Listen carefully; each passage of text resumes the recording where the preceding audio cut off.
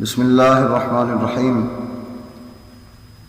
تحریک لبیک پاکستان والوں سے چند سوالات ناچیز نے تھوڑا عرصہ چند سال پہلے بھی کیے تھے، اعادہ کر رہا ہوں تاکہ لوگوں کو اللہ جل شانہ جنہیں ہدایت دینا چاہے انہیں بات سمجھ آ سکے، اور تحریک لبیک والوں کو بھی آئینہ دکھانا چاہ رہا ہوں کہ تم لوگ اسلام کے نعرے لگا کے، رسول اکرم کے نعرے لگا کے یہ کیا اسلام دشمنی کر رہے ہو۔ پہلا سوال ہے، سیاست جمہوری چلانا کیا شرعی حیثیت رکھتا ہے؟ جبکہ قرآن حکیم میں اللہ تعالی جل شانہ نے ارشاد فرمایا وَمَن لَّمْ يَحْكُم بِمَا أَنزَلَ اللَّهُ فَأُولَٰئِكَ هُمُ الْكَافِرُونَ وَمَن لَّمْ يَحْكُم بِمَا أَنزَلَ اللَّهُ فَأُولَٰئِكَ هُمُ الظَّالِمُونَ وَمَن لَّمْ يَحْكُم بِمَا أَنزَلَ اللَّهُ فَأُولَٰئِكَ هُمُ الْفَاسِقُونَ۔ یہ تین آیات بینات اسلام کا حکم واضح بیان فرما رہی ہیں کہ اللہ کی اتارے ہوئے کلام اور قوانین کے سوا فیصلہ کرنے والے وہی کافر ہیں، وہی ظالم ہیں، وہی فاسق ہیں۔ تو تمہارے نزدیک سوال یہ ہے کہ اگر تو تم بھی ہماری طرح حرام اور کفر جانتے ہو تو اس حرام اور کفر کا ارتکاب کیوں کیا، اور اگر تم اس کو جائز اور اسلام سمجھتے ہو تو پھر بتاؤ کون سے اسلام لانے کی بات کر رہے ہو۔ اسلام جو لاؤ گے وہ کیا اسلام لاؤ گے؟ جب اسلام چل رہا ہے تمہارے نزدیک تو پھر نیا کون سا اسلام لانے جا رہے ہو؟ سوال نمبر 2، جمہوریت میں فیصلہ کثرت رائے سے ہوتا ہے، تو کیا اسلام کو تم کثرت رائے کا تابع مانتے ہو؟ جو کثرت رائے ملے گی تو اسلام نافذ ہوگا، اگر کثرت رائے نہیں ہوگی تو اسلام نافذ نہیں ہو پائے گا۔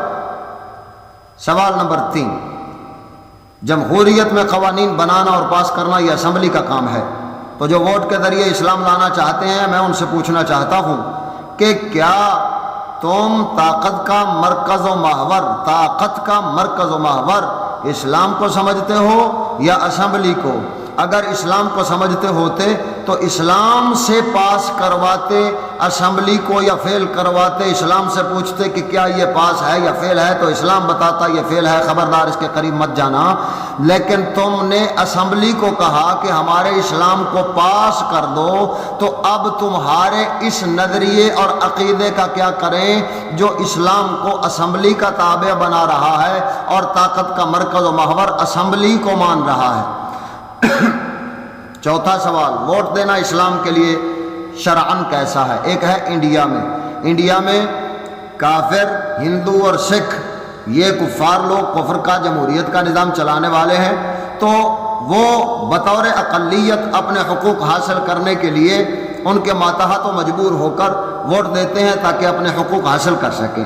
لیکن یہاں پر تو کلمہ پڑھنے والے وہ جمہوریت چلانے والے ہیں، اور اوپر سے مولوی طبقہ یہ تمہارے جیسا بلیکیوں والا یہ اسلام کے لیے ووٹ مانگتا ہے، جبکہ اپنے مخالف کو ووٹ دینا کفر اور حرام بھی قرار نہیں دیتا، کہتا ہے نہیں چاہو تو جس کو مرضی ووٹ دے لو۔ تو اس کا مطلب یہ ہوا کہ تم نے اسلام پر لوگوں کو اختیار دے دیا، ہم اسلام لائیں گے اگر ہمیں ووٹ دو گے، ادھر اگر کسی اور کو دو گے تو وہ جمہوریت چلائیں گے، لہذا ان کو دینا بھی صحیح ہم کو دینا بھی صحیح۔ اس کا مطلب کیا ہوا؟ اس کا مطلب یہ ہوا کہ تم نے اسلام پر اختیار دے دیا مسلمانوں کو، چاہو تو اسلام کا نظام قبول کرو، چاہو تو تم جمہوریت کا قبول کرو، چاہو تو اسلام کا ساتھ دو اور چاہو تو جمہوریت کا ساتھ دے دو۔ لہذا یہ تم نے کیا کیا؟ اسلام کو تم نے کیسا ذلت اور رسوائی کے گڑھے میں پھینک دیا اور لوگوں کو اختیار دے دیا۔ سوال نمبر 5 ہے، عورتوں کا حکمران بنانا یہ شرعاً کیسا ہے؟ جبکہ اللہ تعالی جل شانہ کے پاک کلام میں سلیمان علیہ السلام اور ہدہد کے واقعے میں معلوم ہوتا ہے کہ عورت حکمران کو ہٹا کر سلیمان پاک نے مرد کو حاکم بنایا، اور اللہ تعالیٰ نے قرآن حکیم میں ارشاد فرمایا الرجال قوامون علی النساء، فرمایا مردوں کو عورتوں پر حکمران بنایا ہے۔ اللہ نے جب مردوں کو عورتوں پر حکمران بنایا تو تم نے ایم پی ایم این اے کی ٹکٹیں دے کر حلقوں میں عورتوں کو حکمرانی کے دعوے دار کیوں بنایا؟ اور جو کراچی میں تمہاری ایم پی اے جیتی اس کو تم نے کیوں مردوں پر حکمران بنایا اسلام کی اور خدا تعالیٰ کے قانون کی مخالفت کرتے ہوئے؟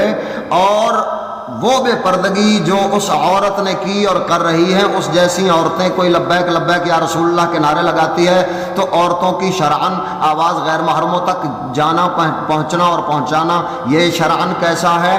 اور ان کی ویڈیو بنا کر بھیجنا، یہ شرعاً کیسا ہے؟ اور عورت کی تقریر مولوی بڑے مزے سے بیٹھ کے سن رہے تھے اور لبیک لبیک کے نعرے لگا رہے تھے۔ تو میں پوچھتا ہوں کہ کیا تم تہذیب اسلامی میں بیٹھ کر اسلام کے مطابق کام کر رہے ہو، یا تہذیب انگریز میں بیٹھ کر انگریزوں کا کوئی کام کر رہے ہو؟ جو عورت تقریر کر رہی ہے اور تم سماعت کر رہے ہو، یہ تمہاری ایم پی اے ہے۔ لہذا یہ چھٹا سوال میرا اس کے بعد ہے، مذہبی اتحاد جن سے نہیں ہو سکتا، ان بد مذاہب سے تم نے سیاسی اتحاد کیا، حرام جان کر یا حلال جان کر۔ اگر حرام جانا تو حرام کا ارتکاب کیوں کیا؟ اور اگر حلال جان کر کیا ہے تو پھر اپنے آپ کو نمبر 1 رضوی کہنا چھوڑ دو، کیونکہ اعلیٰ حضرت نے حرام قرار دیا ہے، اور نمبر 2 تم یا رسول اللہ کا نعرہ لگانا بھی چھوڑ دو، کیونکہ یا رسول اللہ کے نعرے کے مخالفین دراصل دیوبندی وہابی ہیں جن سے تم نے اتحاد کیا ہوا ہے، اور ہماری محافل میں آ کے ڈرامے بازیاں کرتے ہو، اپنی جمہوریت کے لیے لبیک یا رسول اللہ کے نعرے لگواتے ہو، اور جب ہم منع کرتے ہیں کہ رسول اللہ کا نعرہ صرف اسلام کے لیے لگاؤ، جمہوریت کے لیے نہ لگاؤ، تو اس وقت ہم پر الزام دیتے ہو یہ یا رسول اللہ کے مخالف ہیں۔ اور بے ایمانو، تم نے ان سے تو اتحاد کر رکھا ہے جو اصل میں مخالف ہیں، اور تم ہم پر جھوٹے الزام اور بہتان لگاتے ہو۔ تو 2 جواب، یا تو یا رسول اللہ کا نعرہ چھوڑو، یا پھر بد مذہبوں سے اتحاد کیوں کیا جو رسول اللہ صلی اللہ تعالیٰ علیہ وسلم کے گستاخ ہیں۔ اور امام اہل سنت نے حسام الحرمین اپنے فتاوی شریف اور عرب و عجم کے علماء کے فتاوی شریف سے ان کو کافر اور حضور کا گستاخ ثابت کیا۔ ان گستاخوں کے ساتھ اتحاد کر کے تم کیسے عاشق رسول بن سکتے ہو؟ تم بھی گستاخ ہی رہو گے۔ یا پھر یا رسول اللہ کا نعرہ ہٹاؤ اور کہو کہ ہم صلح کلیت والے ہیں، ہمارا مذہب سے کوئی تعلق نہیں، جیسے باقی جمہوری کر رہے ہیں تم بھی کرو۔ اور 7واں آخری سوال یہ ہے، کیا مسلمانوں پر کافر کو حکمران بنانا جائز ہے؟ اگر جائز ہے تو پھر وہ تمہارا اسلام نہیں ہے۔ اگر تم جائز سمجھتے ہو تو اسلام تمہارے پاس نہیں ہے، کیونکہ اسلام میں کافر مومنوں کا حکمران نہیں بن سکتا، اور حکمران مومنوں کا وہ صرف اور صرف مومن بن سکتا ہے، اور بنانے سے پہلے اگر اختیار ہو تو کسی ظالم اور فاسق کو بھی حکمران بنایا نہیں جا سکتا۔ ہاں، حکمران بننے کے بعد اگر ظلم و جبر کرے تو اور مسئلہ ہے، لیکن بنانے سے پہلے اگر اختیار ہو تو فاسق معلن اور ظالم حکمران کو بھی، ظالم بندے کو بھی حکمران نہیں بنایا جا سکتا۔ یہ ہے شریعت محمدی کی بات۔ تم یا تو جواب دو یا پھر شرم میں ڈوب مرو، اور مسلمانوں کو اللہ تعالی ہدایت عطا فرماوے۔ آخر دعوانا الحمدللہ رب العالمین۔